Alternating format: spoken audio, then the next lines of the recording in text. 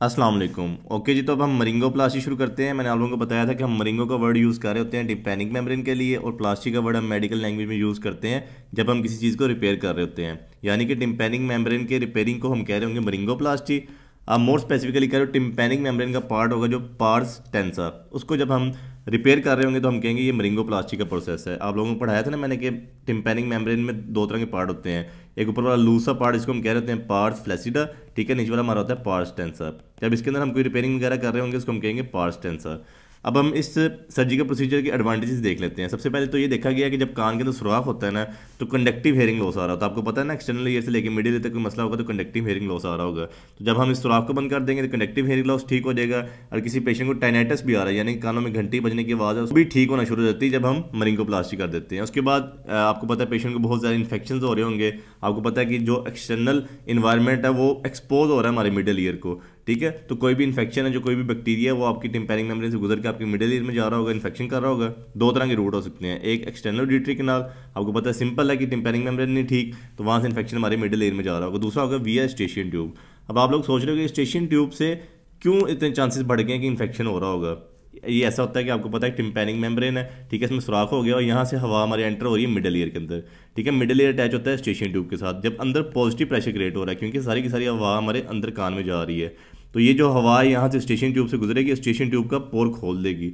आपको पता है नॉर्मली जो हमारा पोर होता है ना स्टेशन ट्यूब का, वो बंद ही रहता है। तब ही खुलता है जब हम यौन करते हैं, खाते पीते हैं, या फिर इस तरह का कुछ मतलब फेस को ओपन करते हैं, तो तब ही हमारा स्टेशन ट्यूब खुल रहा होता है। लेकिन यहाँ पे हवा की वजह से स्टेशन ट्यूब खुल रहा होगा, स्टेशन ट्यूब 24 घंटे खुला रहेगा, तो कोई भी अगर नेजोफ्रिंजियल इन्फेक्शन है वो इजीली हमारा ट्रैवल कर जाएगा स्टेशन ट्यूब से हमारे मिडिल ईयर में। तो इस वजह से बहुत ज़्यादा चांसेस होते हैं। तो हम ये पोर को बंद कर देते हैं तो अंदर का पॉजिटिव प्रेशर डिक्रीज हो जाता है, मतलब नेगेटिव में चला जाता है, तो हमारी स्टेशन ट्यूब खुलती नहीं है, तो इन्फेक्शन के खतरात कम हो जाते हैं। उसके बाद एरोजन्स, यानी कि कोई भी एलर्जन है ना जो हमारे मिकोजा को इनिशिएट कर रहा होगा, एलर्जिक प्रोसेस उसके लिए क्रिएट कर रहा होगा। आपको पता है ना हमारे मिडिल ईयर में मिकोजा प्रेजेंट होता है, ठीक है। कोई भी एलर्जन हमारा अगर पोर से गुजर के आएगा, एरो एलर्जन जो हवा में एलर्जन मौजूद है, कोई पोलन्स वगैरह, ठीक है, वो हमारे पोर से गुजरेंगे, जाके मिकोजा को इनिशिएट करेंगे, मिकोजा बहुत ज़्यादा सिक्रीशंस बनाएगा, तो ओटाइटिस मीडिया विद इफ्यूजन हो जाएगा। तो उससे बचाने के लिए भी हम परफोरेशन को क्लोज कर रहे होंगे।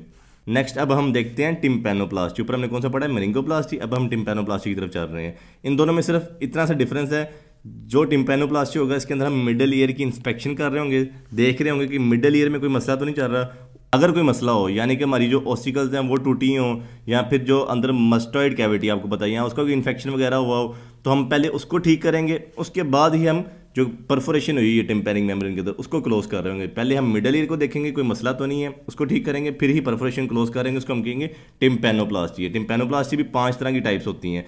पहली टाइप के अंदर हम इंस्पेक्शन कर रहे होंगे सिंपल, अगर कोई मसला नहीं है तो हमने परफोरेशन को बंद कर देना है। दूसरी टाइप में ये होगा कि अगर कोई बोन टूटी हुई थी तो बोन रिकंस्ट्रक्शन कर रहे होंगे, साथ में फिर आपको पता है रिपेयरिंग ऑफ परफोरेशन कर रहे होंगे टिम्पैनिक मेम्ब्रेन के अंदर। थर्ड टाइप के अंदर बोन रिपेयरिंग भी होगी, साथ में मस्टर्डेक्टमी भी होगी। वो डिपेंड करता है कि कोर्टिकल और रेडिकल करनी है, वो उस पर डिपेंड करता है कि मस्टर्ड का स्टेम क्या हाल हुआ है, ठीक है। तो साथ में मस्टर्डेक्टमी भी कर रहे होंगे, बोन रिपेयरिंग कर रहे होंगे, फिर आपको पता है टिम्पैनिक मेम्ब्रेन की परफोरेशन को भी रिपेयर कर रहे होंगे। उसके बाद फोर्थ टाइप आ जाएगी जिसके अंदर बोन रिपेयरिंग भी होगी, मस्टर्डेक्टमी भी होगी, टिम्पैनिक मेम्ब्रेन की परफोरेशन को भी रिपेयर कर रहे होंगे, लेकिन साथ में स्टेपीज भी रिप्लेसमेंट हो रही होगी। क्योंकि मैंने एक सर्जिकल प्रोसीजर पढ़ाया था जो हम स्टेपिडेक्टमी कर रहे थे ऑटोसिक्रोसिस के लिए, जिसके अंदर हमारी जो स्टेपीज थी वो फिक्स हो जाती है मिडिल ईयर के अंदर, तो उसको हम जो स्टेपीज उसको रिमूव करते हैं, नई स्टेपीज लगा रहे होते हैं, वहाँ पे बोन लगा रहे होते हैं। प्रोसेस को हम कहते हैं स्टेपिडेक्टमी है, ठीक है। इसके अंदर भी वो हम परफॉर्म करेंगे, मतलब इसके अंदर 4 तरह की सर्जरीज आ जाएंगी। उसके बाद जो हमारा फिफ्थ है, ये बहुत ज़्यादा एक्सटेंसिव सर्जरी है। इसके अंदर जो हमारा अगर कोलेस्टिटोमा बना होगा उसको भी रिमूव कर रहे होंगे, और कुछ ना कुछ पार्ट जो हमारा एक्सटर्नल ऑडिटरी कैनाल है उसका पार्ट भी रिमूव कर रहे होंगे। अगर कोलेस्टिटोमा पोस्टीरियर वाल में गया हुआ है उसको रिमूव कर रहे होंगे, इंटीरियर वाल में गया हुआ है उसको रिमूव कर रहे होंगे। साथ में जो बाकी प्रोसेस हैं, ये आपको 4 पढ़ा चुका हो ना, ये भी हम साथ में कर रहे होंगे। तो ये बहुत ज़्यादा एक्सटेंसिव सर्जरी है। तो ये सारा कुछ बताने का मतलब ये था कि आप लोग डिफ्रेंशिएट कर पाओ मरिंगोप्लास्टी को टिम्पैनोप्लास्टी टाइप 1 से। टाइप 1 में हम क्या कर रहे हैं कि इंस्पेक्शन कर रहे हैं मिडिल ईयर की, मिडिल ईयर में देख रहे हैं कोई मसला तो नहीं है, फिर ही हम उसके बाद परफोरेशन क्लोज कर रहे हैं। लेकिन जब हम मरिंगोप्लास्टी कर रहे हैं सिंपल हमारा ये एम होगा कि जो परफोरेशन हुई है उसको सिर्फ हमने बंद करना है, हमने नहीं देखना कि मिडिल ईयर में क्या मसला है। उसके बाद कॉन्ट्राइंडिकेशंस आ जाएंगी मरिंगोप्लास्टी की। क्या क्या कॉन्ट्राइंडिकेशंस है, किस किस कंडीशन में हमने मरिंगोप्लास्टी नहीं करनी। सबसे पहली कॉन्ट्राइंडिकेशन ये होगी कि अगर किसी पेशेंट को एक्टिव डिस्चार्ज आ रहा है कान में से, यानी कि उसके मिडिल एरिया में कोई इन्फेक्शन चल रहा है, कान में से बहुत ज़्यादा डिस्चार्ज आ रहा है, आपने परफोरेशन को क्लोज नहीं करना। अगर परफोरेशन को क्लोज कर दोगे तो जो कंडीशन है वो स्वेट की तरफ चले जाएगी। डिस्चार्ज को अच्छे तरीके से निकलने देना है, उसका पूरा ट्रीटमेंट करना है, उसके बाद ही परफोरेशन क्लोज करना है।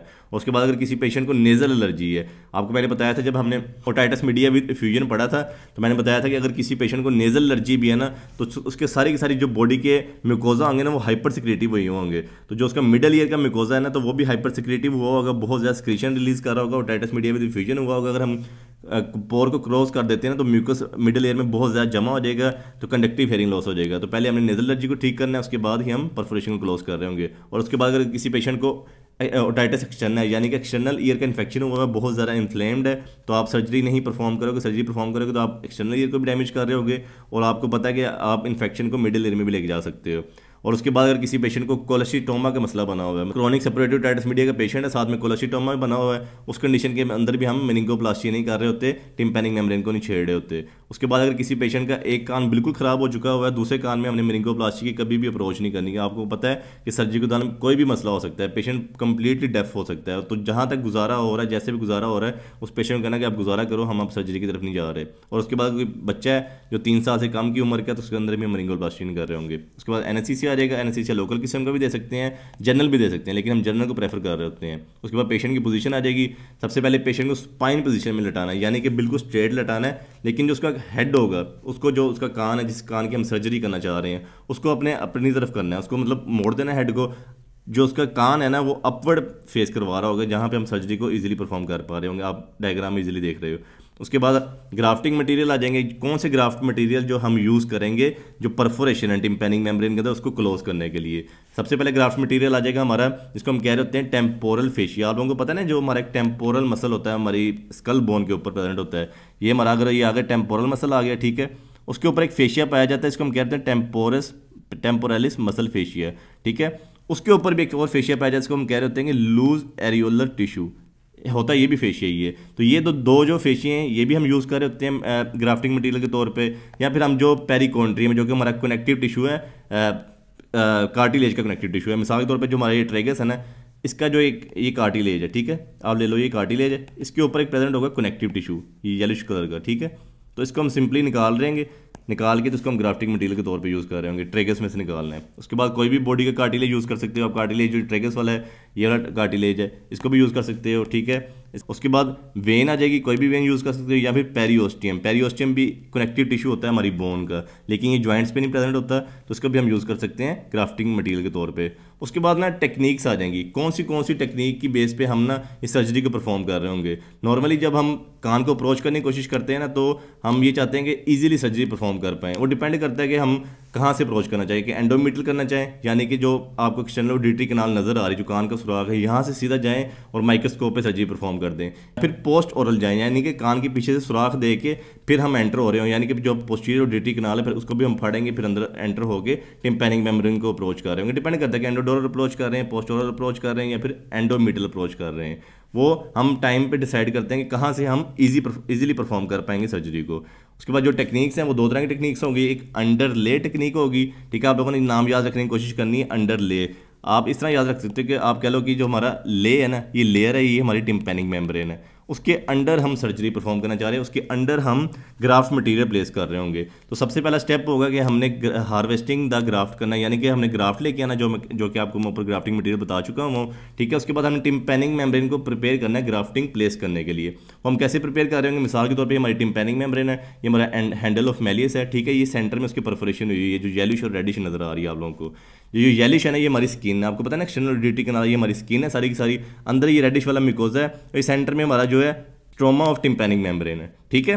तो अब जब हमने सबसे पहले टिम्पैनिक मेम्ब्रेन को प्रिपेयर करना है, हमने ये जो स्किन है ना बाहर से, जो येलिश वाली स्किन है, इसको प्रॉपरली एक्सरसाइज करना है, यानी कि एक पूरा का पूरा ना जख्म को साफ कर लेना है कि हाँ ये परफोरेशन का एरिया है, आपने बाउंड्री बना लेनी है, ठीक है। ये बाहर से स्किन को भी रिमूव करना है, अंदर से जो मिकोजा है ना उसको भी अच्छे तरीके से रिमूव करना है, उसकी भी एक बाउंड्री बना लेनी है। मतलब एक तरीके से जो पोरिंग है उसको क्लियर कर लेना है। उसके बाद हमने इंस्पेक्शन करनी है मिडल ईयर की। उसके लिए ना हमने स्टेपिस टाइप इंसिजन दे रहे होंगे। मैंने आपको बताया था जब स्टेपिडेक्टमी कर रहे थे तो हम एक इंसिजन दे रहे होते हैं। ये पोस्टीरियर भी दे सकते हैं और आपको पता है इंफीरियर भी दे सकते हैं, इंटीरियर भी दे सकते हैं। हमने एक ऐसा इंसिजन देना होता है। ये मिसाल के तौर पर सेंटर में हमारी टिम्पैनिक मेम्ब्रेन आ गई सारी की सारी, ठीक है। ये टिम्पैनिक मेम्ब्रेन हमारी एक्सटर्नल ऑडिटरी कैनाल है ये वाली, ठीक है। तो इसके अंदर हम एक इंसिजन दे रहे हैं स्किन के ऊपर, ऐसा इंसिजन देते हैं, ठीक है। ऐसा इंसिजन दे के तो फिर हम ना ये स्किन को खींचते हैं, बाहर की तरफ खींचेंगे ना, जब हम अपनी तरफ खींचेंगे तो ये जो सारा का सारा स्किन है साथ ही स्किन भी खींची जाएगी, जो सामने टिम्पैनिक मेम्ब्रेन है यह भी उतर जाएगी। टिम्पैनिक मेम्ब्रेन भी स्किन के साथ साथ ही हमारी तरफ आ जाएगी और हमें सिंपल सामने मिडल ईयर जो है वो एक्सपोज हो जाएगा। अच्छा, ये करने का फ़ायदा ये होता है कि जो स्किन है ना, सिंपली हमने बाद में स्किन को दोबारा स्विच कर देना है और हमारी टिम्पैनिक मेम्ब्रेन अपनी जगह पे दोबारा आ जानी। हमें ये नहीं करना पड़ा कि टिम्पैनिक मेम्ब्रेन को फाड़ो फिर मिडल ईयर में जाओ। टिम्पैनिक मेम्ब्रेन बिल्कुल सेफ रहती है। स्किन तो आपको पता है स्विच नहीं होगी, स्किन ने दोबारा रिपेयर हो जाना है, तो इसका फ़ायदा ये होता है। मिडल ईयर में जाएंगे, मिडल ईयर में आपको पता है हमने अब ये अंडरले मैंने बताया है आपको टिम्पैनिक मेम्ब्रेन के पीछे ग्राफ्ट हमने करना है। हम ये यहाँ पे मिडल ईयर की इंस्पेक्शन नहीं कर रहे, मिडल ईयर में देख रहे हैं क्या मसला है क्या नहीं है, उसको हम रिपेयर करने की कोशिश नहीं करेंगे। वो हमारा टिम्पैनोप्लास्टी होगा। अब हमारा मेनिंगोप्लास्टी चल रहा है, ठीक है। देख लेते हैं कि ओसी का चेंज वगैरह ठीक है या कोई मसला वगैरह तो नहीं है, क्योंकि आपको अच्छा डॉक्टर बनना है, अच्छी सलाह देनी है पेशेंट को, ठीक है। वैसे देख लेते हैं कि अंदर कोई मसला वगैरह तो नहीं है। उसके बाद हमने अब ग्राफ्ट को प्लेस करना है। अंदर वाली साइड पे भी चलेंगे हुए हम, अब हम मिडल ईयर के अंदर चलेंगे हुए हैं। तो आप मिसाल के तौर पे ले लो, हमारी एक्सटर्नल ऑडिटरी कैनाल है, ये ब्लूइश वाली सारी की सारी बोन है, ठीक है। ये हमारा मिडल ईयर है, ये सारा मिडल ईयर है। अंदर ये रेड वाला मिकोजा है, येलो वाली हमारी जो एक्सटर्नल ऑडिटरी कैनाल की स्किन है, ये वाइट वाला हमारा स्ट्रोमा है टिम्पैनिक मेम्ब्रेन का, ये जो हमारा ब्लूइश एरिया है हैंडल ऑफ मैलियस है, ठीक है। ये ग्रीनिश वाला हमारा पोर है। अभी ग्रीनिश वाला पोर आपको पता है सामने हमने स्किन को भी रिमूव कर दिया हुआ है, पीछे से हमने म्यूकस लेयर को भी रिमूव कर दिया हुआ। अब हम ग्राफ्ट प्लेस करना चाह रहे हैं, ठीक है। ग्राफ्ट को मैं ग्रीन कलर से ले लेता हूँ। ग्राफ्ट को आपने इस तरह प्लेस करना है कि जो फ्रंट वाली साइड से ना ये बिल्कुल ऐसे आए, ठीक है। स्किन के नीचे आ जाए, स्किन के नीचे आता है वो फिर बैक साइड से जाए, बैक साइड से जाता जाता जाता म्यूकोजल लेयर के पीछे जाए, म्यूकोजल लेयर से होता हुआ आपने ना थोड़ा सा इसको ये बोन के नीचे भी लेके जाना है इंटीरियर साइड पे, ताकि यहाँ से ग्राफ्ट निकल ना पाए। ग्राफ्ट को ना हम एक जकड़ दे रहे होते हैं, यहाँ पे भी फंस जाए ग्राफ्ट, ठीक है, और यहाँ पे ग्राफ्ट फंस जाए एक तरह से। अब हमने पोस्टीरियरली ग्राफ्ट प्लेस किया है, ठीक है। आपको समझ आ गया। इसको हम इस वजह से कह रहे होते हैं कि ये अंडरले टेक्निक है। उसके बाद ग्राफ्ट प्लेस कर दिया है। इसका ये फायदा होता है ग्राफ्ट को पोस्टीरियर प्लेस करने का कि इसके नीचे कोई स्किन नहीं आ रही होती। आपको पता है, देखो आप स्किन के बैक साइड पे गए यहाँ पे भी, और यहाँ पे भी हम बैक साइड पे, ये हमारी सामने स्किन है, ठीक है। इसकी बैक साइड पे हम प्रेजेंट है। तो अगर हम स्किन को नीचे ले लेते हैं, मतलब अगर हम ग्राफ्ट प्लेस करते हैं नीचे हमारी स्किन होती, कोई स्क्वेमस सेल्स वगैरह होते, तो उन्होंने पर्ल्स बना देने थे, जिनको हम एपिथेलियल पर्ल्स कह रहे होते हैं, ठीक है। उभार से होते हैं, छोटे छोटे स्ट्रक्चर होते हैं, वो हमारे आगे वाली नेक्स्ट स्क्रीन में बने होंगे ओवरले टेक्निक के अंदर। तो जो अंडरले टेक्निक है उसका सिर्फ यही फायदा है कि पर्ल्स नहीं बन रहे होंगे। अब ओवरले टेक्निक की तरफ चलते हैं। उसके अंदर भी आपने पहले ग्राफ्ट मटेरियल लेके आना, ठीक है। उसके बाद हमने इंसिजन देनी है। इंसिजन इसमें आपने कैसी दे रहे हो, आपको पता है हमने जो ग्राफ्ट है ना वो बाहर वाली साइड से प्लेस कर रहे होंगे। अब हम मिडल ईयर में नहीं जा रहे, मिडल ईयर का रिस्क नहीं ले रहे, तो अब हम सिर्फ ग्राफ्ट को बाहर वाली साइड से प्लेस कर रहे हैं। इसके अंदर हम इंसिजन ऐसा करेंगे, सबसे पहले हमने ना ये हमारा टिम्पैनिक मेम्ब्रेन आ गया सारा का सारा, ठीक है। ये मिसाल के तौर पर ले लो, ये हमारा जो एक्सटर्नल ऑडिटरी कैनाल है, ठीक है। इसके अंदर हमने इंसिजन ऐसे देना है कि ये सबसे पहले इंसिजन यहाँ पे दो, ठीक है। स्किन को इंसिजन दे रहे हैं, फिर स्किन को इंसिजन यहाँ पे दो, एक्सटर्नल ऑडिटरी कैनाल के अंदर दे रहे हैं मिडल। अब मैं आप टिम्पैनिक मेम्ब्रेन के ऊपर नहीं दे रहा, सारी की सारी स्किन को इंसिजन दे दिया। उसके बाद ये सारी की सारी स्किन को आपने रिमूव कर लेना है। नीचे हमें क्या एक्सपोज हो गया, स्ट्रोमा एक्सपोज हो जाएगा जो हमारा टिम्पैनिक मेम्ब्रेन का, ठीक है। अब आपने जब स्किन रिमूव की है तो थोड़े बहुत रेमनेट्स तो रह ही जाएंगे, स्क्वेमस सेल्स थोड़े बहुत ना बीच में रह भी जाएंगे, ठीक है। उसका कोई मसला नहीं है। थोड़े बहुत यहाँ पे स्क्वेमस सेल्स रहेंगे, यहाँ पे स्क्वेमस सेल्स रहेंगे। उसके बाद हमने अपना ग्राफ्ट प्लेस करना, जो हम ग्राफ्ट अपना लेके आए हुए हैं। ग्राफ्ट को हमने प्लेस किया, ठीक है। ये हमारा परफोरेशन थी, यहाँ पे ग्राफ्ट को प्लेस किया। लेकिन जब आप ग्राफ्ट को प्लेस कर रहे हो ना, तो यहाँ पे आपने एक स्लिट बनानी है। इसके अंदर स्लिट कहते हैं कि थोड़ी सी ना कट दे देना है। यहाँ पे कट दे के जो हमारा सामने हैंडल ऑफ मैलिस, गोल वाला मैलिस होगा ना, हैंडल ऑफ मैलिस, उसको इसमें से गुजारना है स्लिट में से, और हैंडल ऑफ मैलिस बाहर आ जाना चाहिए कि जो हमारा ग्राफ्ट प्लेस किया, ग्राफ्ट पीछे चला जाए, हैंडल ऑफ मैलिस निकल के बाहर आ जाए। तो एक तरह से जो हैंडल ऑफ मैलिस है ना वो फिक्स हो जाएगा हमारा टिम्पैनिक मेम्ब्रेन के अंदर, साथ में हमारा ग्राफ्ट भी फिक्स हो जाएगा। दो तरह के फायदे हो जाएंगे, ठीक है। ये जरूर आपने करना है, क्योंकि ये अगर आप नहीं करोगे तो जो हैंडल ऑफ मैलिस है वो उसकी फिक्सेशन रहेगी नहीं, हैंडल ऑफ मैलिस गिर जाएगा, आपकी बोन रिकंस्ट्रक्शन की तरफ चले जाएंगे, हमें फिर दोबारा से ओपन करना पड़ेगा, बोन को रिकंस्ट्रक्ट करना पड़ेगा। तो इस वजह से ग्राफ्ट को भी एक तरह की स्ट्रेंथ मिल जाती है अपनी जगह पे रहने की, ठीक है। और वैसे भी आपका ये भी फायदा हो जाता है कि बोन की कंस्ट्रक्ट नहीं करना पड़ता, ठीक है। उसके बाद जो आपने स्किन उतारी थी, स्किन को दोबारा प्लेस करो, ठीक है। नीचे ग्राफ्ट चले जाएगा, सारा कुछ नीचे चले जाएगा, ऊपर हमने स्किन को प्लेस कर दिया हुआ है, ठीक है। आप लोगों को अब नज़र आ रहा होगा, ये हमारा का सारा वही वाली डायग्राम दोबारा से आ गई, हमारी बोन आ गई, अंदर वाली स्किन आ गई, ठीक है, ये हमारा म्यूकोजा वगैरह आ गया, हमारी परफोरेशन आ गई है। तो इसके अंदर हम ग्राफ्ट कैसे प्लेस कर रहे हैं, मैं आपको बताया कि ग्राफ्ट को हमने एंटीरियरली प्लेस करना है। सबसे पहले हमने स्किन को रिमूव करना है। मिसाल के तौर पर हमने थोड़ी सी स्किन ली है, ठीक है, इसको हमने रिमूव कर दिया हुआ है, ठीक है। स्किन को रिमूव करने के बाद हमने ग्राफ्ट को प्लेस करना है, अंदर वाली ग्राफ्ट को हमने अंदर वाली साइड पे प्लेस करना है, ठीक है। ग्राफ्ट आ रहा है, ग्राफ्ट आ रहा है, ग्राफ्ट आ रहा है, ग्राफ्ट आ रहा है, ठीक है। ग्राफ्ट ने सारा का सारा जो परफोरेशन है उसको कवर कर लिया हुआ है। उसके बाद हमने स्किन को दोबारा वापस वहीं पे प्लेस कर देना है, ठीक है। और उसके बाद जेल फॉर्म होती है, इसके अंदर हमने ना एंटीबायोटिक्स के ड्रॉप्स डाले होते हैं। जो जेल फॉर्म होती है ना खुद ब खुद ही एब्जॉर्ब होती है, तो जेल फॉर्म को हमने ना थोड़ा सा यहाँ पे प्लेस कर देना है। नॉर्मली हम मिडल एयर में भी थोड़ी बहुत जेल फॉर्म डाल देते हैं साथ में एंटीबायोटिक, ताकि इन्फेक्शन वगैरह ना हो। जैसे जो ऊपर वाली सर्जरी करके है ना, इसके अंदर भी हम पहले ना मिडल ईयर के अंदर जेल फॉर्म डाल रहे होते हैं, उसके अंदर एंटीबायोटिक्स हमने डाले होते हैं। जेल फॉर्म में खुद ब खुद ही 3 वीक्स के अंदर एब्जॉर्ब हो जाती है, ये नहीं कि हमने इसको बाहर दोबारा निकालना है। ये अंदर ही अंदर मिडल ईयर में खुद ब खुद ही 3 हफ्ते में एब्जॉर्ब हो जाएगी बॉडी के अंदर। लेकिन ये कि हमें ये बैक्टीरियल इन्फेक्शन से बचा रही होगी। उसके बाद ना हम एक टेक्निक है, मॉडिफिकेशन है, कह लो कि हम मॉडिफिकेशन हम यूज़ कर रहे होते हैं ओवरले टेक्निक के अंदर। ओवरले टेक्निक में ना ऐसा होता है कि जो हमारा एंटीरियर ये वाला एंड है ना, ये वाला, ये मिसप्लेस हो जाता है। आप इसको कह लो कि यहाँ से निकल जाता है और ब्लंटिंग ऑफ एंटीरियर सल्कस हो जाता है। इसका क्या मतलब है कि अगर मिसाल के तौर पर हमारे एक्सटर्नल ऑडिटरी कैनाल है ना, तो जो हमारी प्लेस हुई होती है ना टिम्पैनिक मेम्ब्रेन, वो थोड़ी सी टेढ़ी प्लेस हुई होती है, आप लोगों ने पढ़ा होगा, थोड़ी सी ऐसे प्लेस हुई होती है, ठीक है। यहाँ पे जो हमारा वी शेप एरिया बना होता है उसको हम कह रहे होते हैं एंटीरियर रिसेस, ठीक है। जब एंटीरियर रिसेस बन रही है, हमने ग्राफ्ट अपना प्लेस किया, ग्राफ्ट हम लेके आए, ठीक है, ग्राफ्ट को यहाँ पे ऐसे प्लेस कर दिया हुआ है, तो ये थोड़ा सा एरिया वीक होगा। जब यहाँ पे बहुत ज़्यादा साउंड वेव आगे टकराएंगी ना, तो यहाँ से ग्राफ्ट, आपको पता है ग्राफ्ट को सिर्फ सपोर्ट आगे से स्किन की मिल रही है, तो जो ग्राफ्ट है ना यहाँ से नीचे से निकल के बाहर की तरफ आ जाएगा, यहाँ से मतलब एक तरह से ना उभार बना लेगा, ग्राफ्ट निकलेगा, ठीक है, ऐसे बन जाएगा। ऐसे दूसरे कलर से मैं बना देता हूँ ताकि आपको समझ में आ जाए। ये हमारा ग्राफ्ट ऊपर से बिल्कुल ठीक आ रहा है, क्योंकि ऊपर उसको तो कोई पोजीशन का मसला ही नहीं है, नीचे से थोड़ा ग्राफ्ट वीक है। तो यहाँ से जब वो अब पीछे से साउंड वेव बजेंगी यहाँ से आके, तो ग्राफ्ट थोड़ी सी ऐसी शेप ले लेगा, जो हमारा एंटीरियर एंड है ना वो ब्लंट हो जाएगा, यानी कि उसकी कोई शेप नहीं रहेगी।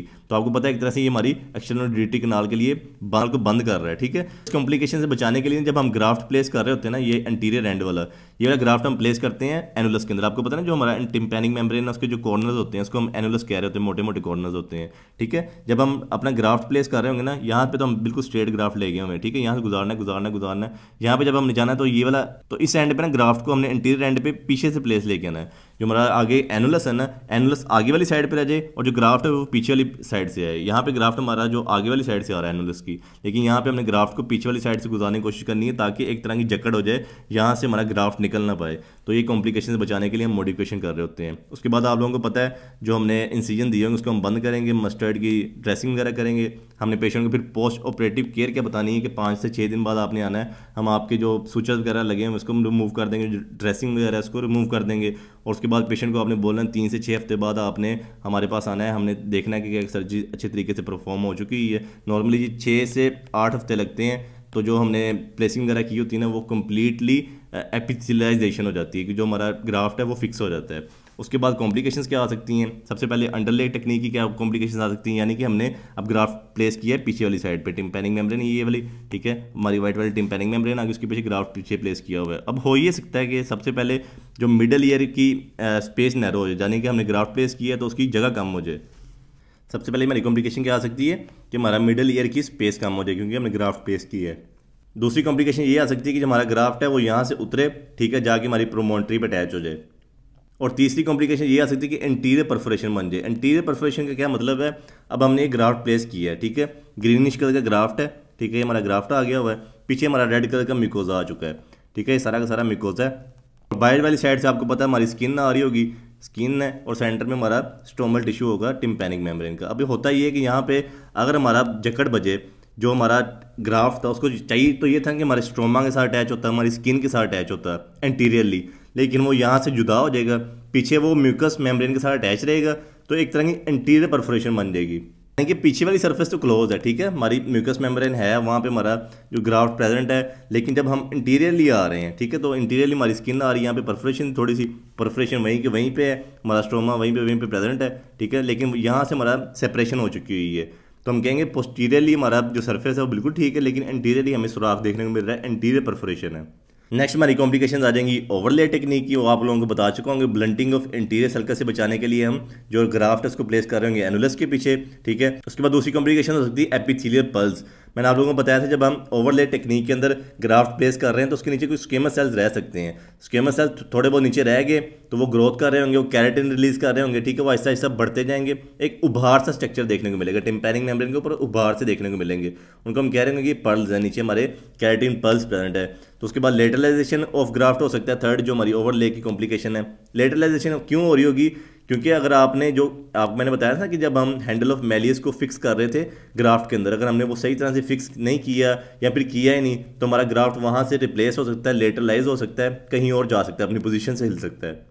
उसकी फिक्सेशन के लिए बहुत ज़रूरी है कि जो हैंडल ऑफ मैलियस है ना वो ग्राफ्ट के अंदर हम फंसा रहे होंगे। उसके बाद हमारे अदर प्रोसीजर आ जाएंगे जो कि हम यूज़ कर रहे होंगे टिम्पैनिक मेम्ब्रेन को क्लोज करने के लिए, टिम्पैनिक मेम्ब्रेन परफोरेशन क्लोज करने के लिए, ठीक है। सबसे पहले आ जाएगा स्प्लिंटेज। नॉर्मली हम तब परफॉर्म कर रहे होते हैं जब कोई फ्रेश ट्रॉमा हो, यानी कि अभी कोई पेशेंट था, उसने अपने कान में तीली मारी है और उसने टिम्पैनिक मेम्ब्रेन को फाड़ दी है, तो उस केस के अंदर ना हम बिल्कुल सुचरिंग कर देते हैं। जो आपको पता है कि ये इतना सुराख हुआ है तो उसको हम सुचरिंग कर देंगे और बाइट से हम ना जेल वगैरह प्लेस कर देंगे, जो मैं आपको पढ़ा चुका हूँ। इसके हम एंटीबायोटिक डाल रहे होते हैं, ठीक है। अगर जो टीयर है वो बिल्कुल छोटा सा है तो उस केस के अंदर ना हम बाइट से सिंपली सपोर्ट देनी होती है। हमने कह ना सपोर्ट दे दो, क्योंकि आपको पता टिम्पैनिक मेम्ब्रेन खुद ब खुद ही रिपेयर हो जाना है। तो सपोर्ट के लिए हम सिगरेट पेपर यूज़ कर लेते हैं या gel film, simply gel film डाल देते हैं ताकि इन्फेक्शन वगैरह ना हो, या फिर कोई सिलिकॉन शीट रख देते हैं सामने परफोरेशन के, ताकि कोई इन्फेक्शन वगैरह मिडिल एरिया में जा सके। टिम्पैनिक मेम्ब्रेन तो खुद ब खुद ही रिपेयर हो जाना है। उसके बाद कोटरी पैचिंग आ जाएगी। कोटरी पैचिंग हम तब परफॉर्म कर रहे होते हैं जब केस क्रोनिक कंडीशन की तरफ चला जाएगा, मतलब बहुत देर होगी हो लेकिन जो उसका सुराख है ना वो रिपेयर नहीं हो रहा। हाँ, ये हुआ कि जो उसकी स्किन है ना बाहर वाली, जो एक्सटर्नल रीटी कनाल की स्किन है,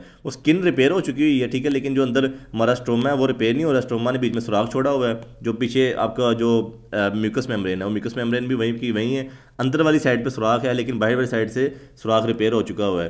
तो आपको पता है हमारी टिम्पैनिक मेम्ब्रेन फंक्शन सही तरह से परफॉर्म नहीं कर पा रही होगी, जिस कंडीशन के अंदर ना हम जो ये जो बाहर एपिथेलियाइजेशन हुई, मतलब जो स्किन रिपेयर हुई, स्किन को दोबारा से हम तोड़ते हैं, ठीक है। ये हम तकरीबन 2 हफ्ते बाद बार बार करते हैं जब तक कि हमारी जो टिम्पैनिक मेम्ब्रेन प्रॉपर्ली रिपेयर ना हो जाए, यानी कि उसका स्ट्रोमा रिपेयर ना हो जाए प्रॉपर्ली, जो उसकी म्यूकस मेम्ब्रेन प्रॉपर्ली रिपेयर ना हो जाए, फिर ही हम स्किन को रिपेयर होने का हमारा फायदा होगा।